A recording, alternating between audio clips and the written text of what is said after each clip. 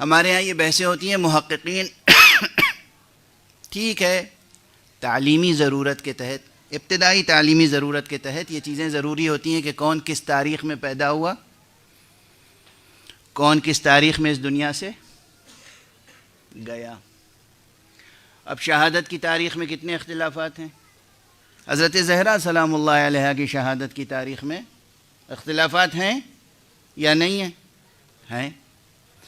اس اختلاف کو مٹانے کے لیے کیا ائمہ معصومین علیہم السلام قادر نہیں تھے؟ ایک قطعی بات کہہ دیتے کہ یہ تاریخ شہادت ہے، اس کو نہ بھولنا۔ واضح ہے؟ متوجہ ہیں آپ؟ ولادت کی تاریخ، تمام معصومین کی ولادت کی تاریخ اکثر جو بہت مشہور ہیں، آپ جب تاریخ کتابیں دیکھیں گے نا تو اس میں ملے گا کتنا قول ہے۔ اب ظاہر ہے یہ سب بحثیں حوزے میں تو چھیڑی جا سکتی ہیں نا۔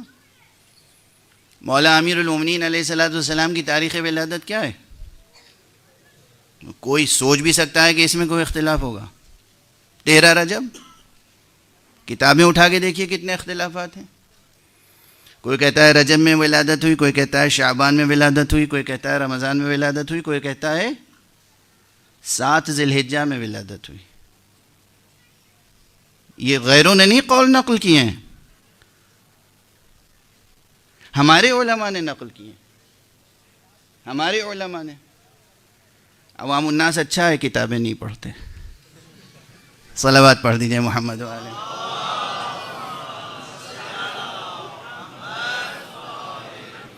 ابھی ذرا بلند تر پڑھ دیجئے تاکہ میں پڑھ سکوں۔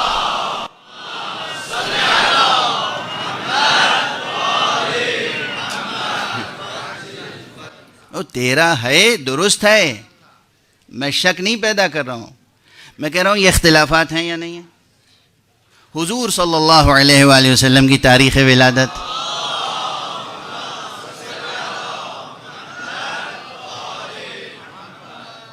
اختلافات ہیں یا نہیں ہیں؟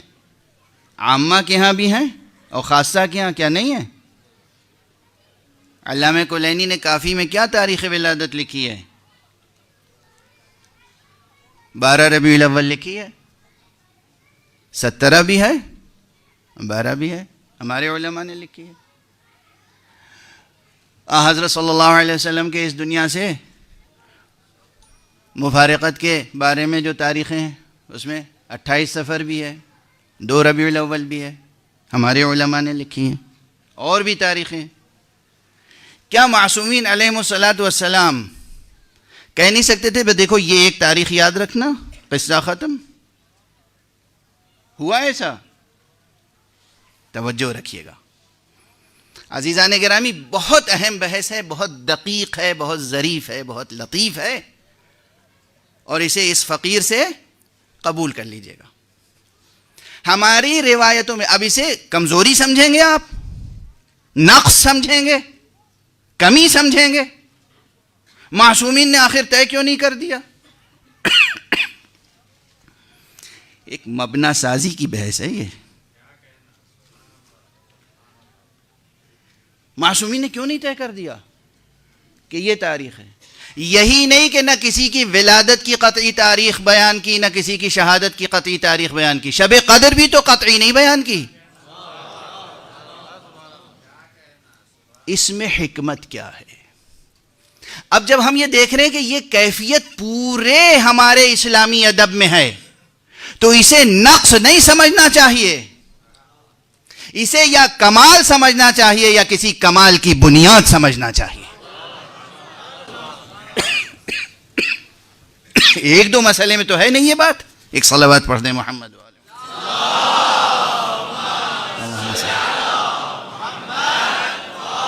احسنتم، جزاکم اللہ، جزاکم اللہ۔ تو بھئی ایک مسئلے میں ہوتا، دو مسئلے میں ہوتا کہ یہاں 4 روایتیں ہیں، یہاں 2 روایتیں ہیں، یہاں 3 روایتیں ہیں، تو بات سمجھی جاتی کہ بھئی اس کا کوئی معالجہ کیا جائے، اس کا کوئی معالجہ کیا جائے۔ آجا حضور کی ولادت اختلاف، حضور کی شہادت اختلاف، جناب زہرا سلام اللہ علیہ کی ولادت اختلاف، شہادت اختلاف۔ مولا امیر المومنین اسلام کی ولادت اختلاف، کم سے کم 6 یا 7 قول ہیں. شہادت اس میں بھی ہے اختلاف، کم سے کم 1-2 دن کا تو ہے ہی ہے. اور تمام معصومین کے ساتھ، اور یہاں تک کہ شب قدر. اس کے معنی یہ ہے کہ یہ مسئلہ 1-2 مسئلہ سے متعلق نہیں ہے، یہ بات یہ ایک عمومی مظہر ہے. اس کے معنی یہ ہیں کہ زمانے کی تعیین اس لیے نہیں کی جا رہی ہے کہ تم جو زمانے کے اسیر ہو تمہارا ذہن اتنا بلند ہو جائے کہ زمانے پر حکمراں ہو سکو، زمانے کے اسیر نہ رہو. ابھی مطلب ادا نہیں ہوا، آپ نے بہت خوب کہہ دیا، وہ تو میں نے سن لیا. ہم زمان و مکان میں اسیر ہیں نا اس وقت، اس جسم کی وجہ سے. ہماری روح، ہمارا ذہن انسانی، روح انسانی جو حق نے ودیعت فرمایا ہے، یہ کیا زمانی اور مکانی ہے؟ تو مجرد کسے کہتے ہیں؟ پھر مجرد کسے کہتے ہیں؟ حضرت آدم علیہ السلام کا وہ جسم جو آب و گل سے تیار ہوا تھا وہ تو محدود تھا. فَإِذَا نَفَخْتُ فِيهِ مِن، یہ روح ہی، جس روح کی نسبت اس ذات نامتناہی سے ہو، وہ متناہی کیسے ہو سکتی ہے؟ جس روح کی نسبت ذات نامتناہی سے ہو وہ متناہی کیسے ہو سکتی ہے؟ مقصد یہ ہے کہ زمان و مکان کا سانچہ ٹوٹے اور تمہارا ذہن زمان و مکان کے حدود سے باہر نکلے. اب یہ ایک مبنی ہے، یہ اس کی تطبیق کئی جگہ اپنے حسب حال ہوگی. فقہ میں الگ ہوگی، عرفان میں الگ ہوگی، کلام میں الگ ہوگی، ادبیات میں الگ ہوگی. دوسری بحث، ابھی تو ہم روایات کی بات کر رہے ہیں. قرآن میں آ جائیے. قرآن مجید میں آج اکثر بہت سے مفسرین بہت سا کاغذ سیاہ کرتے ہیں اس بحث میں کہ اس میں تاریخی مطالب لے آتے ہیں. جناب آدم کا تذکرہ کہیں آیا؟ اب یہ بحث شروع ہوگی کہ یہ آدم کب پیدا ہوئے تھے، کتنے ہزار سال پہلے. حضرت آدم ہمارے باپ، ہمارے بابا آدم کتنے ہزار سال پہلے؟ کوئی کہتا ہے 6-7 ہزار سال پہلے، کوئی کہتا ہے نہیں صاحب 14-15 ہزار 16 ہزار سال پہلے پیدا ہوئے تھے.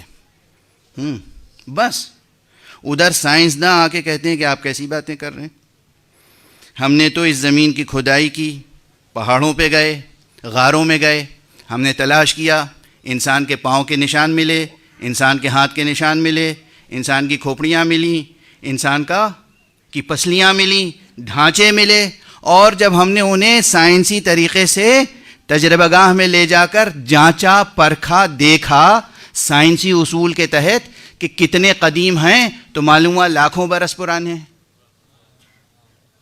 آپ کہہ رہے ہیں کہ 17 ہزار برس پہلے آئے تھے. مثلا اب بھائی افاضل کے لیے نہیں، کچھ باتیں جو ہیں اپنے بہت چھوٹے بھائیوں کے لیے اور بچوں کے لیے بھی کہہ دی جاتی ہیں.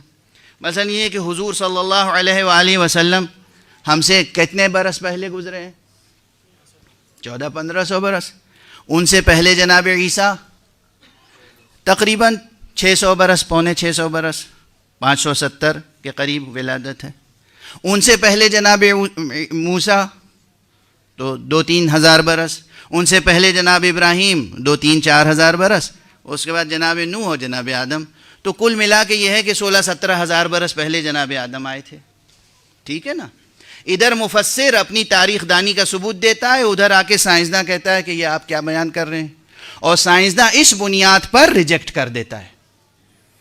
اور عام طالب علم جو یونیورسٹی اور کالج اور اسکول میں پڑھتا ہے اس کا ایمان متزلزل ہو جاتا ہے. کہتا ہے یہ مذہبی لوگ صحیح کہہ رہے ہیں یا سائنسداں صحیح کہہ رہا ہے؟ اور فرما رہے ہیں آپ یہ مسائل ہیں یا نہیں؟ جناب نوح اور ان کا واقعہ، تاریخی بحثیں کتنی ہوتی ہیں. کہاں طوفان آیا تھا، کس جگہ سے طوفان آیا تھا، اور کتنی مساحت تک طوفان گیا، اور کتنے دنوں تک طوفان گیا، اور جودی جو پہاڑ ہے اس سے مراد کون سا پہاڑ، وغیرہ وغیرہ وغیرہ وغیرہ. اسی طرح تمام انبیاء سے متعلق تاریخی بحثیں ہیں، تفسیروں میں ہیں بھری ہوئی، ہماری حدیث کی کتابوں میں ہیں، اور ان میں اتنا اختلاف ہے کہ بہت سی روایتوں کو رد کرتے ہیں یہ کہہ کر یہ اسرائیلیات ہیں، یہ خرافات ہیں، یہ موضوعہ حدیثیں ہیں، یہ مجعولہ روایتیں ہیں، ان سے ہمیں کام لینے کی ضرورت نہیں ہے، یہ یہودیوں نے گڑھ گڑھ کے داخل کر دیا۔ اچھا، ہم نے قرآن میں دیکھا ہمیں زبان پر قدرت ہے، ہم اچھے سے اچھے طریقے سے تاریخ لکھ سکتے ہیں، بیان کر سکتے ہیں، سن، دن، وقت، ساعت۔ کیا اللہ سبحانہ و تعالی سن، وقت، دن اور ساعت بیان نہیں کر سکتا تھا؟ یہ پورے قرآن میں کسی نبی، کسی پیغمبر، کسی واقعے کا دن اور تاریخ اور واقعہ کیوں نہیں بتایا گیا؟ توجہ ہے؟ یہ سوال اہم ہے یا نہیں ہے؟ کتنا اہم سوال ہے۔ پورے قرآن مجید میں حضرت آدم کو کب پیدا کیا تھا بیان کر دیتا۔ اس کے معنی کیا ہیں؟ توجہ برقرار رکھیے گا بزرگان محترم اور عزیزان گرامی۔ قرآن کا اسلوب یہ نہیں ہے کہ آپ ان کرداروں کو قرآن مجید نے افراد سے متعارف نہیں کرایا ہے، کرداروں سے متعارف کرایا ہے۔ قرآن مجید نے یا احکام دیے ہیں یا کردار۔ افراد کو متعارف کرانا مقاصد قرآن میں سے نہیں ہے۔ آدم ایک فرد نہیں، ایک کردار کی حیثیت سے پیش کیا ہے۔ نوح کو ایک فرد نہیں، ایک کردار کی حیثیت سے پیش کیا ہے۔ ابراہیم کو ایک فرد نہیں، ایک کردار کی حیثیت سے پیش کیا ہے۔ موسیٰ اور عیسیٰ اور ختمی مرتبہ صلی اللہ علیہ وآلہ وسلم کو افراد نہیں، کرداروں کی حیثیت سے پیش کیا ہے۔ اور افراد کے لیے ولادت اور وفات ہوتی ہے، کردار لازوال ہوتا ہے، اس کے لیے وفات نہیں ہوتی۔ توجہ رکھیے گا، بس تیزی سے دو چار جملے عرض کروں گا کہ قرآن مجید نے کیوں نہیں جناب آدم کی تاریخ بتا دی۔ تاریخ بالکل دقیق تاریخ لکھی جا سکتی تھی۔ جمعے کے دن دوپہر کے وقت مثلا اتنے بج کے اتنے منٹ پر تمہارے کیلنڈر کے مطابق اتنے ہزار سال پہلے آدم کو ہم نے خلق کیا تھا، یہ سب تو نہیں بتایا نا خدا نے۔ کیوں نہیں بتایا؟ اب دوسرا جملہ یاد رکھنا عزیزو، بزرگوں اور جوانوں، خاص طور سے میرے جوانوں نوجوان یہ یاد رکھیں گے، قرآن مجید کے کرداروں کو ماضی کے دھندلکوں میں تلاش نہ کیجئے، متن حیات میں تلاش کیجئے۔ مشکل ہے، یعنی کہاں تلاش کریں؟ متن حیات سے کیا مراد ہے؟ متن حیات سے کیا مراد ہے؟ کہاں تلاش کریں؟ پہاڑوں پر جا کر، سمندروں میں ڈوب کر؟ اپنی ذات میں۔ آدم کو ماضی میں نہ تلاش کریں، اپنے حال میں تلاش کریں۔ آج ایک ہی مثال دوں گا، اس کے بعد گفتگو کردار حضرت زہرا سے مربوط ہو جائے گی، لیکن امید ہے، مجھے یقین ہے کہ اس گفتگو کی قدر کی جائے گی اور بات پہنچے گی اپنے ہدف تک۔ اگر ہم آدم کو یا نوح کو، ابراہیم کو، کسی بھی پیغمبر، کسی بھی امام کا تذکرہ تاریخ میں تلاش کر لیتے ہیں، تاریخ لکھ دیتے ہیں، تاریخ سنا دیتے ہیں، تاریخ پڑھ لیتے ہیں۔ لکھ دینا ہاتھ کا کام ہے، سن لینا کان کا کام ہے، سنا دینا زبان کا کام ہے۔ اعضاء میں بکھر کے حقیقت رہ جاتی ہے، وجود میں سمٹتی نہیں۔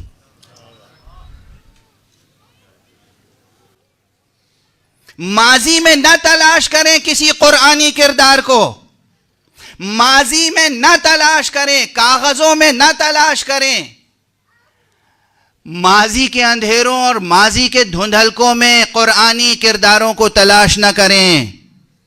اگر اس حقیقت سے اور قرآن سے زندگی کا رشتہ قائم کرنا ہے تو اپنی زندگی میں آدم کو بے نقاب کریں۔ یعنی کیا؟ کوئی شاعری کر رہا ہوں بیٹھ کے ممبر پہ؟ یہ حافظ شیراز کی شاعری ہے۔ اگر حافظ شیراز نے ایسی کوئی بات کہی یا کسی اور نے کوئی ایسی بات کہی تو بہت اچھی بات کہی، آپ سن لیجئے، بس 2-3 فقروں میں بات سمٹ جائے گی۔ قرآن نے نہ آدم کی تاریخ بتائی ولادت کی، نہ وفات کی، نہ عمر بتائی، کچھ نہیں بتایا۔ قرآن نے آدم کی کون سی بات بطور خاص بتائی؟ دو چیزوں کی طرف اس وقت اشارہ کر سکتا ہوں. ایک چیز یہ بتائی کہ ہم نے آدم کو علم دیا. دوسری چیز کیا بتائی؟ آدم سے غلطی ہوئی، اور جیسے ہی آدم کو احساس ہوا کہ غلطی ہوئی، آدم نے فوراً توبہ کی، اور جب توبہ کی تو ہم نے آدم کو سرفرازی بخشی. واضح ہے؟ طرح طرح سے اس واقعے کو قرآن نے پیش کیا، بار بار پیش کیا، بار بار پیش کیا، بار بار پیش کیا. قرآن مجید نے آدم کا واقعہ مکرر پیش کیا، بار بار پیش کیا، مگر کہیں بھی اتنی بار پیش کرنے کے باوجود تاریخیں نہیں بتائیں، دن نہیں بتایا، وقت نہیں بتایا، ساعت نہیں بتائی. بتایا تو یہ بتایا بار بار آدم کو ہم نے علم دیا، اور آدم سے اگر غلطی ہوئی تو آدم نے سر جھکا کے توبہ کر لی. آدم نے اپنے کا کوئی عذر پیش کرنے کی کوشش نہیں کی. اب اگر اس کردار کو ہم تاریخ میں تلاش کریں گے تو کچھ نہیں ملے گا، متن حیات میں تلاش کریں گے تو ہمیں تلاش کرنا پڑے گا وہ علم کون سا ہے جو فطری طور پر ہمیں حاصل ہے. وہ علم کون سا ہے؟ مشہور یہی ہے نا کہ ماں کے پیٹ سے بچہ جاہل پیدا ہوتا ہے، مشہور تو یہی ہے. لیکن اسی قرآن میں یہ بھی تو ہے 11 قسمیں کھانے کے بعد، بسم اللہ الرحمن الرحیم والشمس وضحاها والقمر اذا تلاها والنهار اذا جلاها واللیل اذا یغشاها والنهار اذا جلاها واللیل اذا یغشاها. آگے بھی تو بڑھیے. والسماء وما والارض وما ونفس فألهمها. یہاں جبرائیل کا تذکرہ نہیں ہے، یہاں قرآن کا تذکرہ نہیں ہے، یہاں پیغمبر کا تذکرہ نہیں ہے. یہاں یہ کہ جو نفس نفیس تمہیں عطا کیا ہے، اسے تقوی اور فجور کا الہام کر کے، یعنی یہ علم ہے جو تمہیں دے دیا ہے. جس طرح آدم کو علم دیا تھا، تمہیں بھی علم دے کے بھیجا ہے، بغیر علم کے نہیں بھیجا ہے. اس آدم کو ڈسکور کیجئے. اور جہاں علم ہوتا ہے وہاں ایک شان ہوتی ہے. جاہل کہتے کسے ہیں؟ جسے پتہ ہی نہ ہو صحیح کیا ہے غلط کیا ہے. جاہل کسے کہتے ہیں؟ جسے معلوم نہ ہو صحیح کیا ہے غلط کیا ہے. عالم کہتے ہی اسے ہیں جسے معلوم ہو غلط کیا ہے صحیح کیا ہے. اس لیے عالم ہی کی یہ شان ہوتی ہے کہ جب اسے غلطی نظر آ جائے تو توبہ کر لے. جاہل آسانی سے توبہ نہیں کرتا، یہ عالم کی شان ہوتی ہے کہ توبہ کرتا ہے. اسی لیے آدم کو علم دیا اور آدم کی یہ شان بیان کی کہ آدم سے اگر لغزش ہوئی، ترک اولا ہوا، ادھر احساس ہوا، ادھر کوئی عذر نہیں پیش کیا، فوراً سر جھکا کے توبہ کر لی. توبہ کی تو ہم نے عظمتیں عطا کر دی. اب اگر اس آدم قرآنی سے، یعنی اس کردار سے جسے قرآن نے آدم کے نام سے پیش کیا ہے، اس کردار سے ہمیں زندگی کا رشتہ قائم کرنا ہوگا، تو ہمیں تاریخ کی کتابیں نہیں پڑھنی ہوگی، اپنے اندر چھپے ہوئے فطری علم کو کشف کرنا ہوگا، اور جہاں غلطی ہوگی توبہ کرتے ہوئے ترقی کی راہ پر آگے بڑھنے کے لیے راستے کھلے ہوئے ہوں گے. آگے بڑھنے کے لیے راستے کھلے ہوئے ہوں گے. یہ آدم ہمارے اندر موجود ہے، باہر کہیں تلاش کرنے کی ضرورت نہیں ہے.